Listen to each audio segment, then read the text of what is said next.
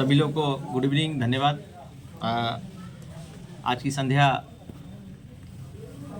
आप सब लोग यहाँ एकत्रित हुए हैं कुछ विशेष बातों को लेकर के। मैं आप सब लोग के बीच में आज उपस्थित हुआ हूँ। कल माननीय मुख्यमंत्री जी का आगमन दरभंगा में हो रहा है। उसका प्रचार प्रसार काफ़ी समय से दरभंगा में जो माननीय है कर रहे हैं, और हम ये कहेंगे प्रचार प्रसार नहीं, दुष्प्रचार कह लीजिए, या कहीं ना कहीं जो है लोगों को भ्रमित करने का काम यहाँ के सांसद और विधायक कर रहे हैं। मैं तथ्य के साथ आप लोगों के साथ बात करूंगा। यहाँ मेरे पास में डीएम कार्यालय से उपलब्ध कराई गई सूची है, जिसमें मुख्यमंत्री जी का कार्यक्रम कहाँ कहाँ और क्या कर रहे हैं वो सब इसमें लिखा हुआ है बहुत स्पष्ट, और प्रशासन के द्वारा ये मुहैया कराया गया है। आप सब लोगों के पास में भी होगा ही मेरे ख्याल से। इसमें कहीं नहीं लिखा हुआ है ये 134 करोड़ रुपया की लागत से दोनार में ओवरब्रिज का शिलान्यास करेंगे। लेकिन ये जो बड़का झुट्टा पार्टी के नेता लोग हैं, जो माननीय लिखते हैं, यहाँ के शहर के विधायक हैं, बड़ी बड़ी झूठे वादों करने में तो लोग माहिर रहे ही हैं, और ये लिख रहे हैं कि 134 करोड़ रुपया से जो है दोनार में शिलान्यास करेंगे। दोनार की स्थिति पूरे शहर में आज बद से बदतर है। पिछले दिनों वहाँ एक छोटे बच्चे की दुर्घटना में मौत तक हो गई थी। आज जाम की जो स्थिति है, दोनार वासियों से पूछ लें आप जाकर के, या शहर के एक पखवाड़े से जो लोग आते हैं, या दरभंगा जिले के एक हिस्से कोने से जो लोग आते हैं, दोनार आना पसंद नहीं करते। उसके अवध में 20-20 किलोमीटर की अलग यात्रा कर रहे हैं।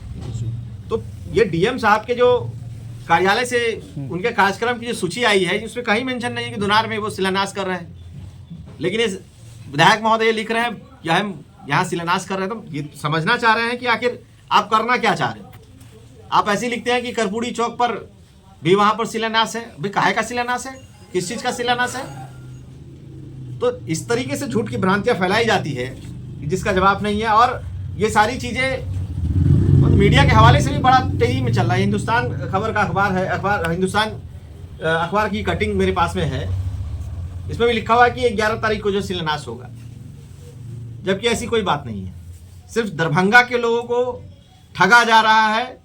दिन में जो है ना हसीन चांदनी दिखाई जा रही है, दरभंगा को दुल्हन की तरह सजाया जा रहा है, और कल वो फिर वो बेवा वैसी हो जाएंगी जैसे मतलब कोई मौसमात होता है ना, शहर वैसा ही मौसमात हो जाएगा।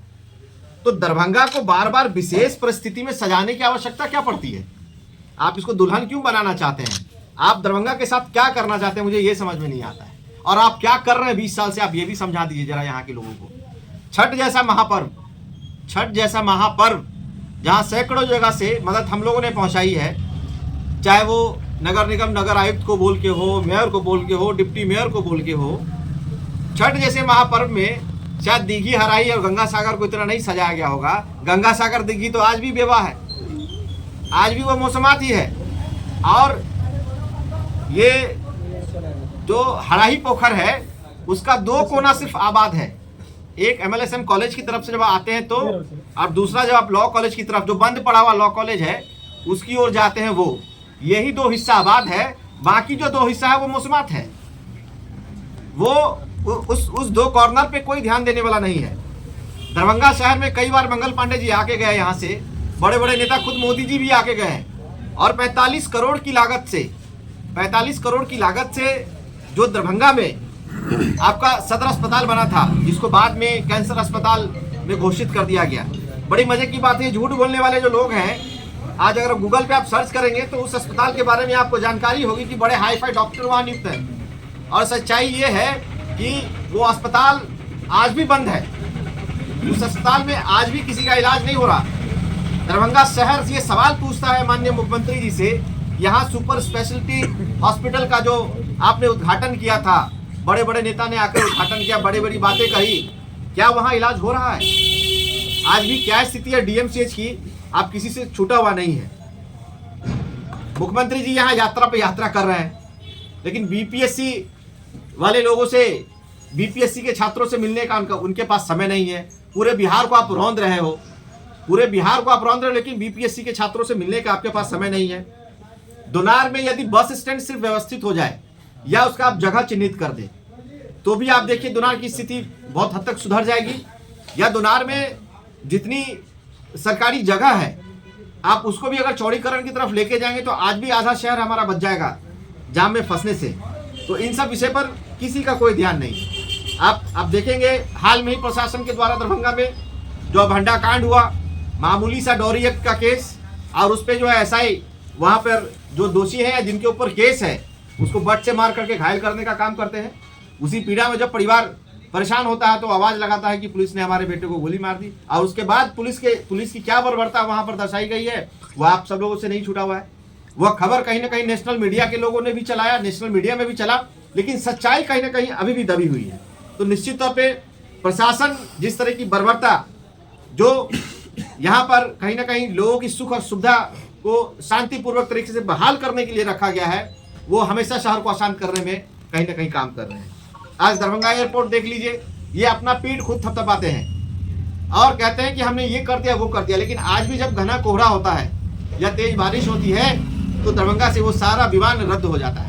आप सोच सकते हैं 200 किलोमीटर की यात्रा करके जब लोग यहाँ आते हैं और उनको पता चलता है कि यहाँ से विमान की जो उड़ान है वो कैंसिल हो गई है, तो कितनी बड़ी समस्याओं का उसको सामना करना पड़ता होगा। जब लोगों का कनेक्टिंग फ्लाइट होता है, किसी को बेंगलोर से आगे हैदराबाद की तरफ जाना हो, उस परिस्थिति में उसका कितना बड़ा आर्थिक नुकसान है, ये भी कहीं ना कहीं सोचने की बात है। तो माननीय मुख्यमंत्री जी दरभंगा आ तो रहे हैं, लेकिन हम लोग का एक ही सवाल है, विपक्ष होने के तौर पे हम उनसे यही सवाल करते हैं और यहाँ के माननीय से ये सवाल करते हैं कि आप ये झूठे वादे आप करना बंद करो।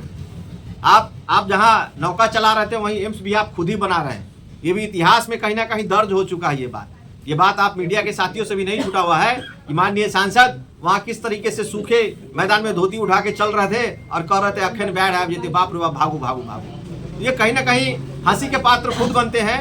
इनको जो कोई कॉमेडी करने के लिए इनके अगेंस्ट में जाने की जरूरत नहीं, खुद जो है हंसी के पात्र बनते हैं। तो हम लोग का एक ही मांग है कि प्रशासन जो अपनी बर्बरता कहीं ना कहीं हर विभाग में, अपना वर्चस्व हर विभाग में दिखा रही है और आम जनों को सता रही है, ये काम कब बंद होगा। एक ही अखबार की मैंने किसी अखबार में पढ़ा था, जो जदयू के नेता ने ये लिखा है, यह बयान जारी किया है कि जदयू के कार्यकर्ताओं का तो सुनना होगा प्रशासन को।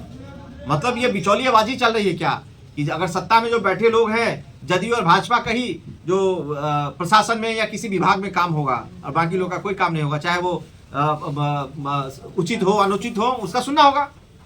तो हम लोग चाह रहे हैं कि शहर में 2-3 मुद्दा है।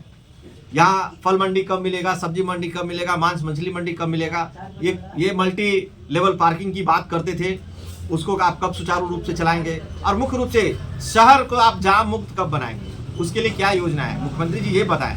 आपने पूरे शहर को बैरिकेड से घेरा हुआ है, शहर का एक एक कोना, एक एक चप्पा आपने पर्दों से घेर करके उसको चमका करके दिखाने का प्रयास किया है। आज हर चौक पर जो पुलिस के लिए या ट्रैफिक के लिए जो शेड बना हुआ है, उस शेड को भी आपने नया कर दिया, रंग दिया है। लेकिन सच्चाई यही है कि वहां पर ढंग से एक भी ट्रैफिक वाला नहीं मिलता। आप किसी भी चौक चौराहे पे चले जाइए तो सबसे ज्यादा अगर कहीं अवरोधित है या सबसे ज्यादा अनधिकृत रूप से पार्किंग के लिए यूज किया जाता है तो वो चौक चौराहों का अड्डा है।